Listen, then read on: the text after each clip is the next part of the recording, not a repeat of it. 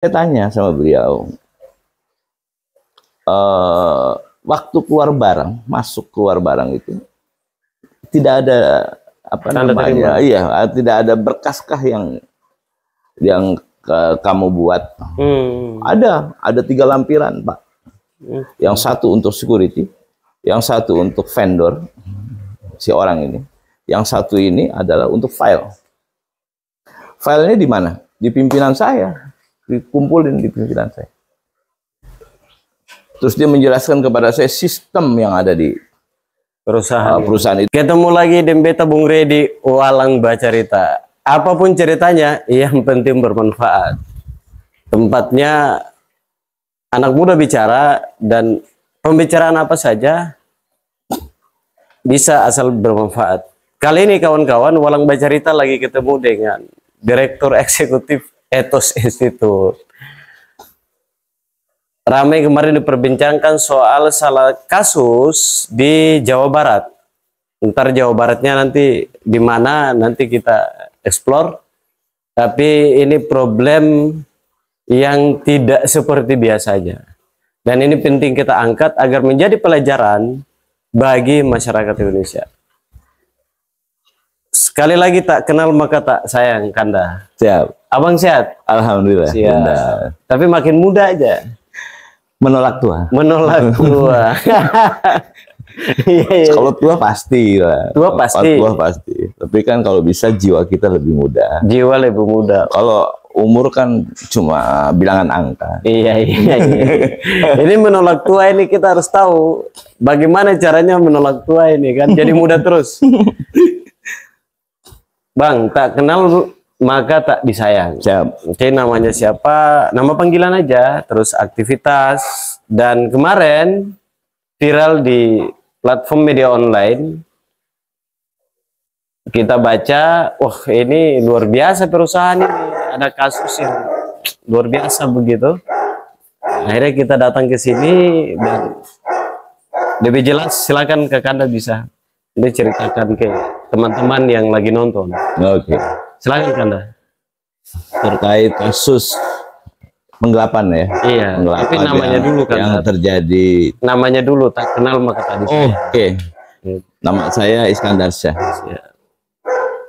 Saya kebetulan hari ini menjabat sebagai Direktur Eksekutifnya Ethos Indonesia Institute, lembaga survei yang berdiri dari 2011.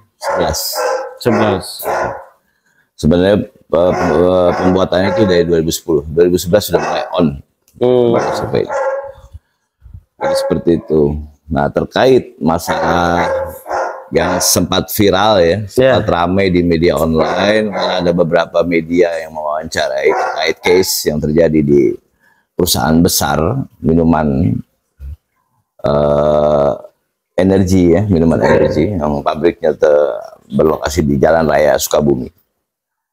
Itu terkait kasus penggelapan bahan kimia dengan kuantiti yang cukup besar di kisaran 20 ton. Dan prosesnya pun terjadi di 2021 hingga 2023, artinya spare waktu 2 tahun sepanjang kasus ini terjadi, dan baru tercium di 2023 karena ada transaksi ada kejanggalan sehingga perusahaan membuat laporan. Ada indikasi pegawai dalam terlibat atas kasus itu dengan salah satu mantan vendor dari pabrik itu. Saya melihat kasus ini sebenarnya unik gitu, dalam arti kok bisa ya seorang pegawai nyelundupin barang. Ini pegawai biasa kan? Pegawai biasa, tidak punya jabatan, bisa nyelundupkan barang yang nilainya hingga 20 ton. Kalau diuangkan tuh nilainya sekitar 750 juta lebih gitu. Dengan spare waktu yang hampir 2 tahun, 2021 hingga 2023. Baru ketahuan sekarang gitu. Nah, yang saya pertanyakan berarti ada kelemahan sistem audit di situ. Di perusahaan itu. Baik dari sisi audit keuangan maupun sisi audit barang gitu kan. Itu berarti ada kelemahan di situ. Nah, ini harus kita lihat, harus kita bongkar, dalam arti nggak mungkin lah seorang pegawai kecil bisa melakukan itu. Artinya pasti ada keterlibatan yang lain. Karena ini pelaku tunggal. Yang hari ini ditahan itu pelaku tunggal. Dengan si orang dalam itu pelaku tunggal dengan mantan vendor ya, dulu bekas vendornya. Yang hari ini juga ditahan sebagai orang yang ambil barang segala macam. Ada ada sesuatu yang membuat saya bertanya-tanya terus gitu. Nggak usah saya deh, kita berbicara kepada orang yang paling bodoh aja. Ya, gitu. Ya, bahasanya orang yang dari kampung terus nggak sekolah lah, gitu. Mohon maaf, kurang lebih ya seperti itu. Kita bertanya, kok bisa barang sebesar itu keluar masuk? Nggak ada yang tahu. Nggak ada yang tahu gitu. Security pun nggak tahu. Security nggak tahu. Lucu gitu. Satu itu. Yang kedua, saya bertanya kepada tersangka sebelum dia ditahan. Saya bertanya kepada tersangka bahwa kebetulan tersangka ini saya kenal dekat, adik dari kawan saya. Nah, saya tanya sama beliau, waktu keluar barang, masuk keluar barang itu tidak ada apa namanya, iya, tidak ada berkaskah yang kamu buat? Ada 3 lampiran, Pak.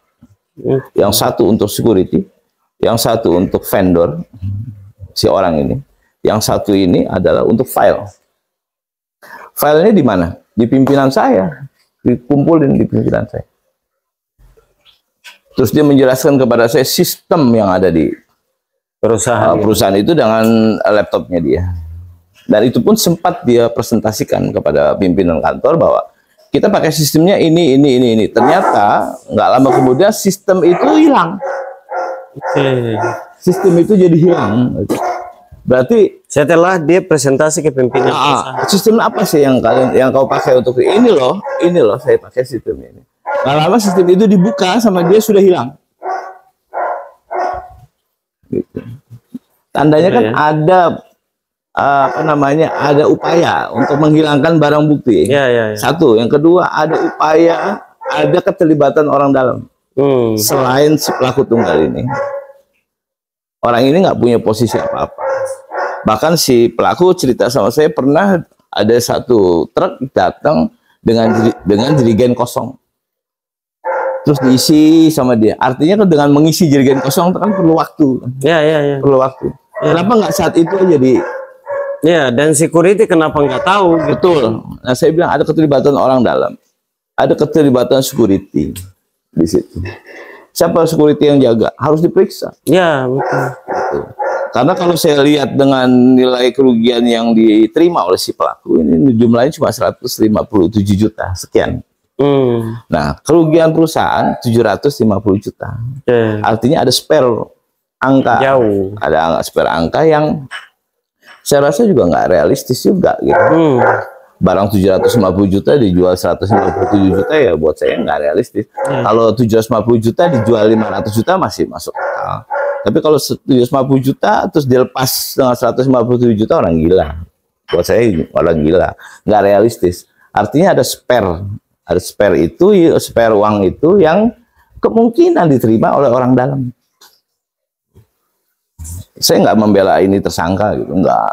Kalau orang dia salah ya dihukum. Tapi paling tidak dibongkar jujur-jujurnya untuk membuktikan gitu. Kita kan mewujudkan hukum yang benar gitu. Jangan jangan slogannya aja negara kita negara hukum, kita negara hukum. Tapi nggak bisa diimplementasikan gitu. Inilah yang membuat saya tergerak membantu di case ini gitu. Karena saya lihat ya karena keadaan beliau keluarganya beliau saya kenal dekat. Terus saya bilang saya bantu. Tapi bukan saya membantu orang salah, tidak. Tapi saya membantu membuka kasus ini supaya terbongkar. Supaya jangan sampai ada kejadian-kejadian ini lagi, mengkorbankan orang lagi. Ini ada yang dapat uang kok gede di dalam. Ayo kita bongkar sama-sama, saya bilang. Itu satu. Nah kasusnya ini kan sama ini masih ditangani oleh Polsek waktu itu ya. Polsek Cicurug ya. Kalau lihat angkanya memang harusnya mengacu kepada Polres gitu. Nah ini pun saya sudah sampaikan kepada Polda Jabar gitu, karena saya sempat dipanggil di Polda Jabar, ya saya sampaikan ini gitu, bahwa kasus ini harus dibongkar, harus dilakukan investigasi. Bahkan saya juga sudah melayangkan surat kepada kantor pusat. Ini saya sebut saja ya, corporate-nya ya, kantor pusat Pokeri, Sweat ya, untuk mengaudit pabrik untuk keuangan barang, diaudit aja. Diaudit jangan di 2021 tapi mundur 10 tahun. Dari 2013. Kita lihat aja. Gitu.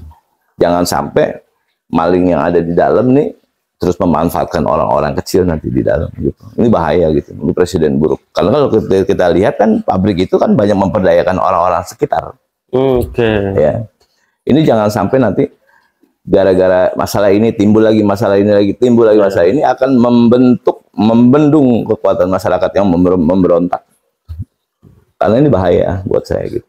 Iya, karena nanti orang kecil yang ada di sekitaran situ dia kerja, jadi nanti lama-lama wah ini bagus nih, ini kalau udah selesai ini yang ini aja, ini orang kampung sini dia nggak tahu apa-apa, bisanya kerja, kita manfaatin aja gitu. Betul. Takutnya kan hal-hal betul. Nah itu yang harus kita buka gitu. Lalu Bang, soal pas ini kan yang lapor ke kepolisian, aparat keamanan ini dari pihak perusahaan atau dari korban? Dari perusahaan. Perusahaan mewakili salah satu manajer yang melaporkan. Laporkan si anak ini. Oke, bagaimana respon di kepolisian ketika kasus ini dan perkembangannya sudah bagaimana? Tapi sebelum dijawab kan dah, di Walang Bacarita kita agak santai. Memang kalau di Walang itu agak santai. Jadi sebat dulu sambil ngopi dulu kan. Siap. Silakan kan. Siap.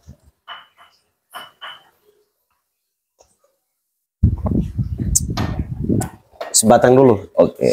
Jadi kalau di Walang itu kita santai. Karena kalau Walang itu bahasa Jawanya kan ya, itu ada binatang ya. Walang itu bilang walang keke atau kalau walang itu kami di Maluku Utara atau Papua itu walang itu saung. Oke. Bacarita tuh ya cerita. Jadi tempat ngobrol. Makanya nama podcastnya Walang Bacarita. Oh gitu. Jadi agak unik nih. Siap. Walang itu kalau di Jawa bilangnya binatang, kalau kami di sana bilang tempat berteduh para petani. Oh iya. Saungan.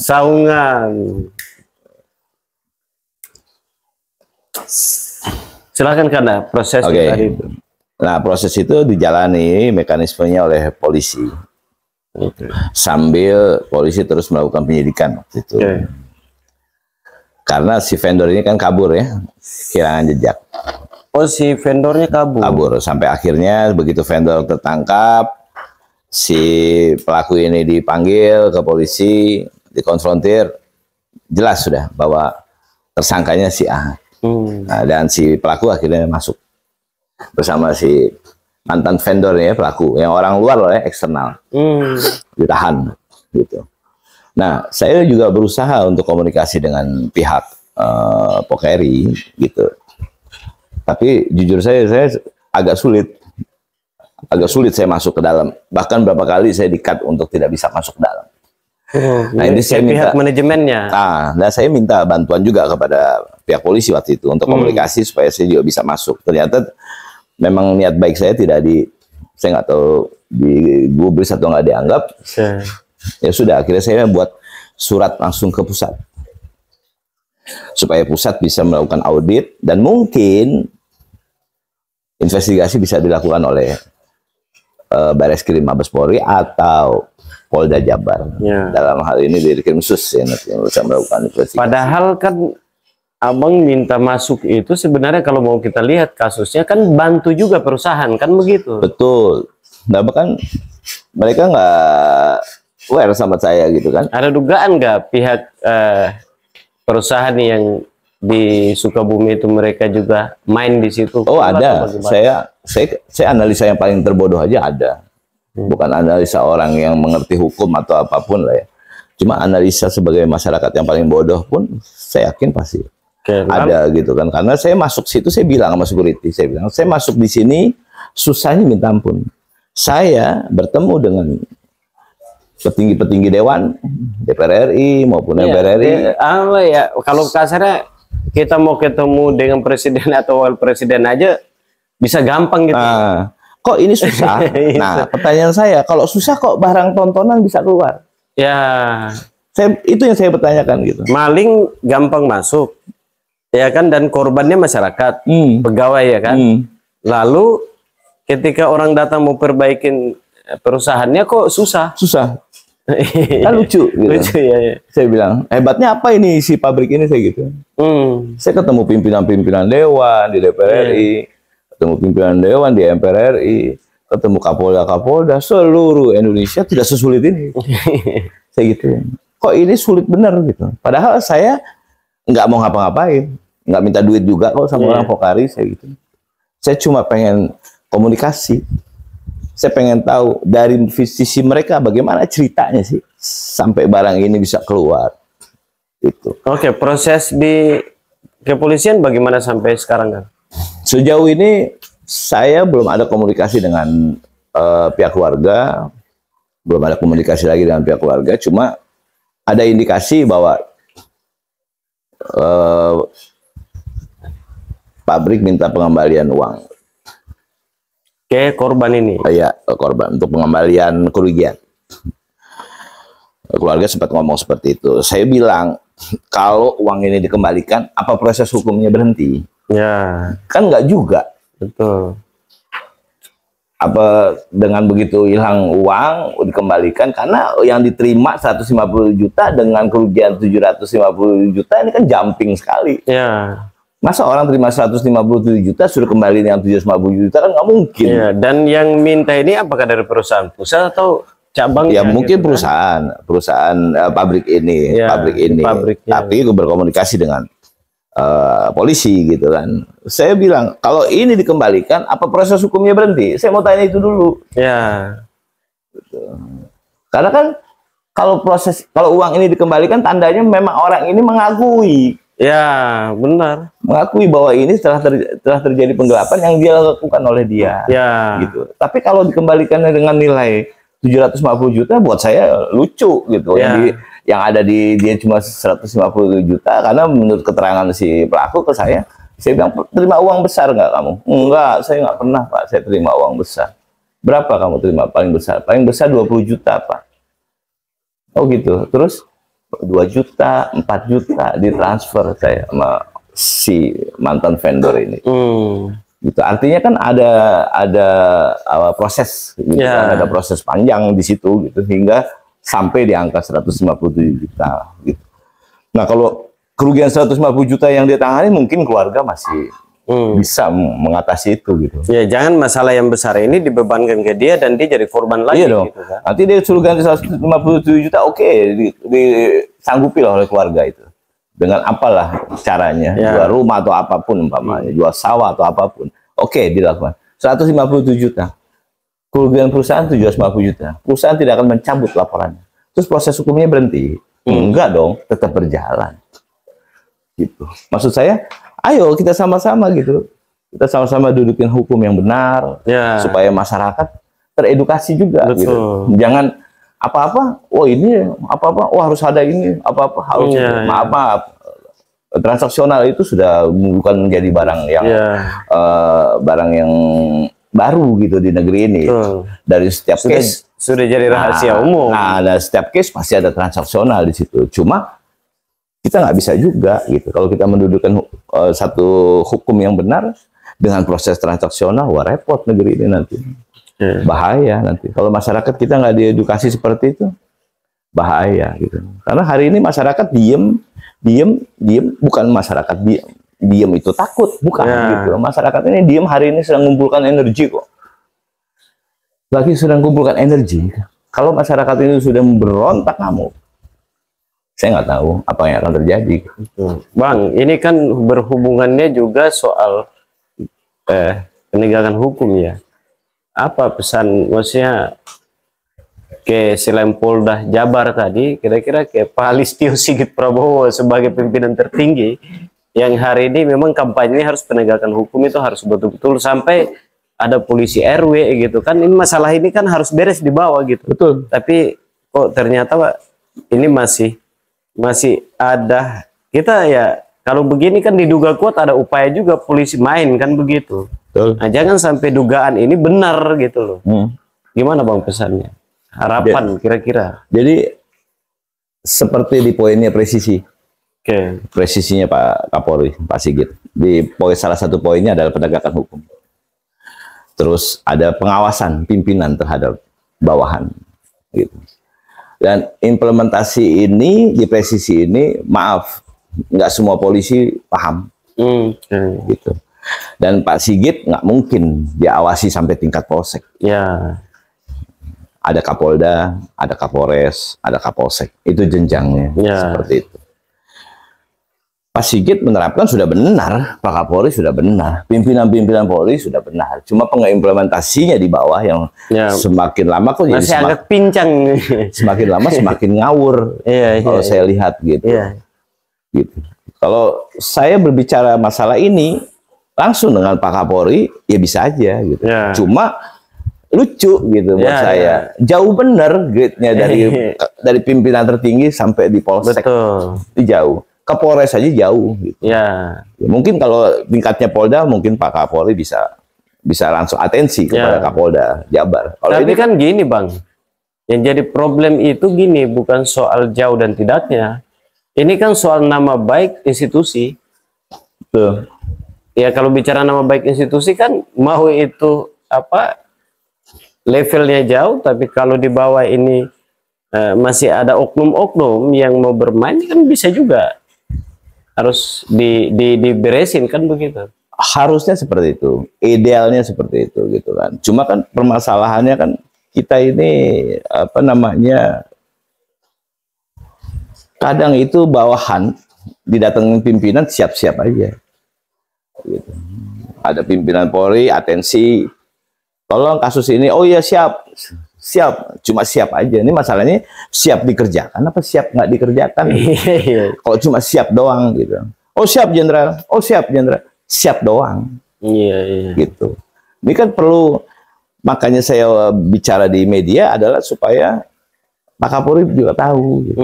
Karena beritanya ini saya kirim juga ke beliau, supaya Pak Kapolri membaca gitu bahwa ini bahaya loh gitu. Saya warning gitu, bahaya gitu bahwa saya ini orang yang pertama mendukung Pak Sigit jadi Kapolri.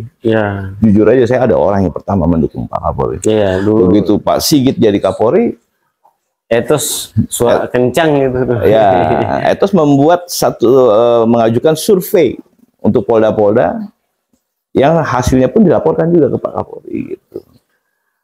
Nah karena saya punya apresiasi khusus terhadap Pak Sigit, saya melihat di bawah begini, saya sedih gitu. Karena Pak Sigit nggak kayak begini gitu. Pak Kapolri nggak seperti itu. Gitu. Saya tahu. Maupun Pak Kapolda ya, Kapolda yang lain, Kapolda Sumut waktu itu, Pak Panca, Jabar, Pak Suntana, Mas Lutfi, Jateng, terus Bang Niko ya, Jawa Timur, Bang Fadil, DKI. Itu pimpinan-pimpinan tahu dan paham gitu.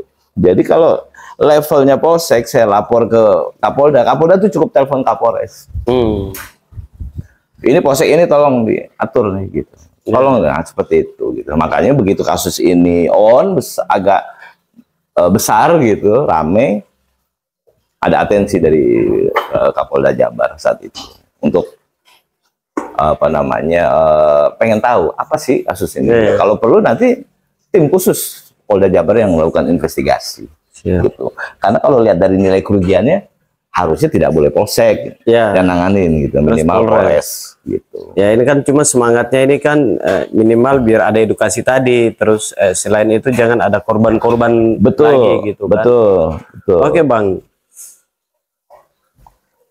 menarik ini apa sih semangat, selain semangat tadi untuk edukasi, apa sih membuat abang dengan harus mau kerjain kayak gini-gini kasus, etos mau?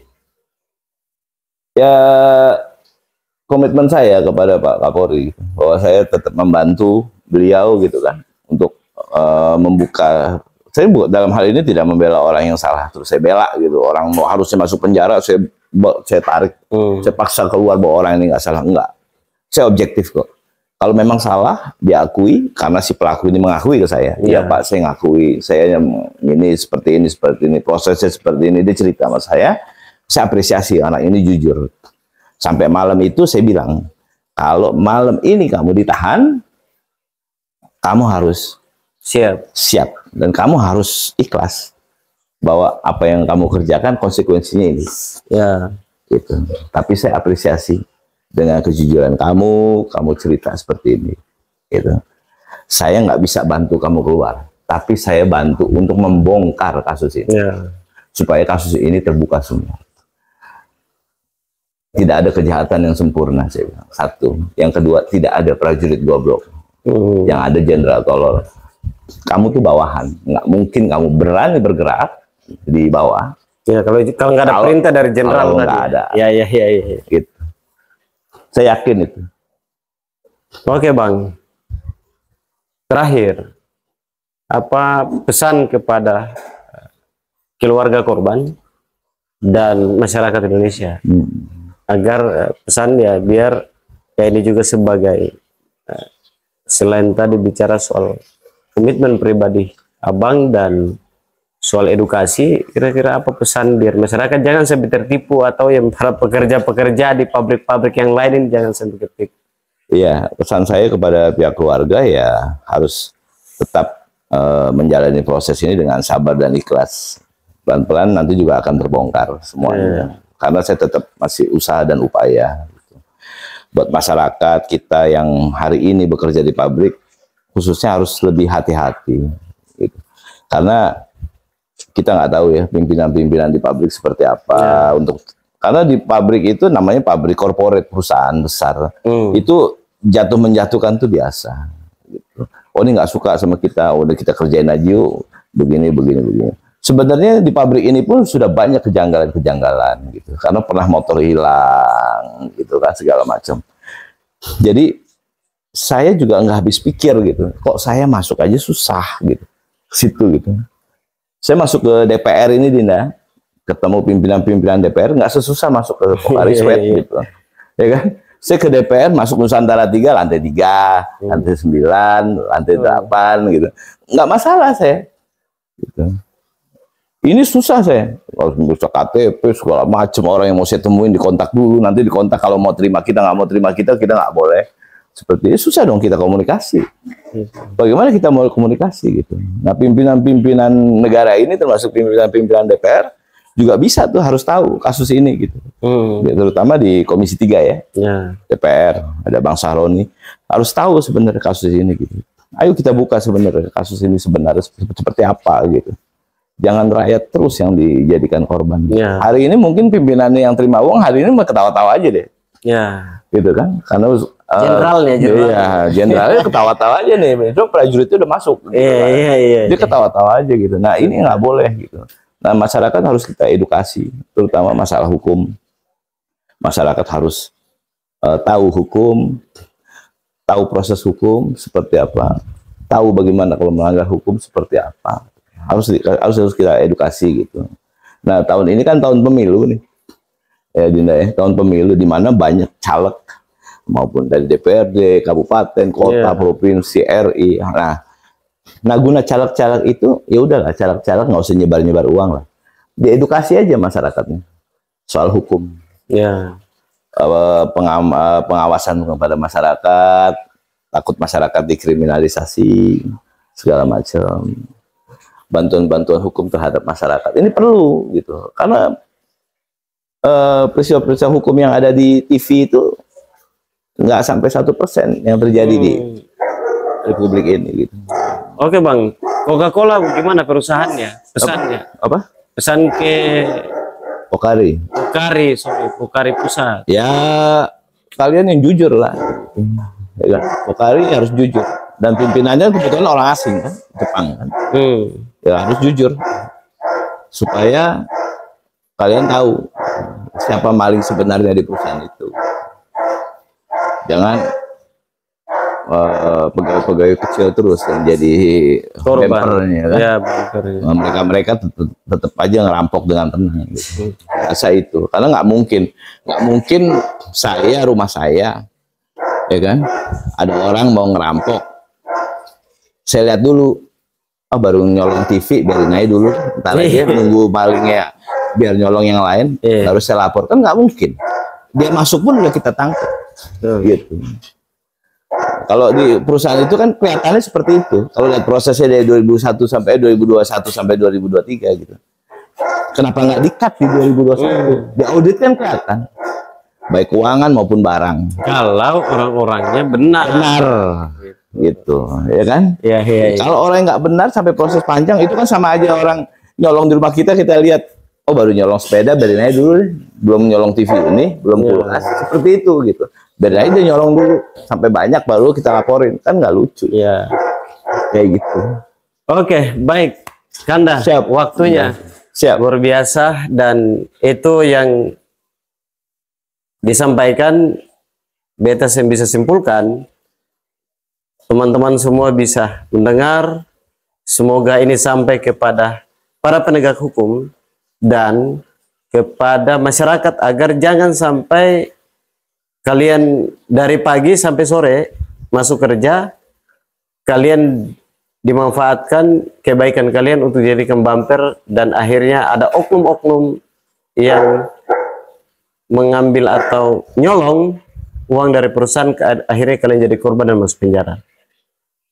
Sekian dari Walang Bacarita, sampai ketemu di konten-konten selanjutnya. Terima kasih Anda. Siap.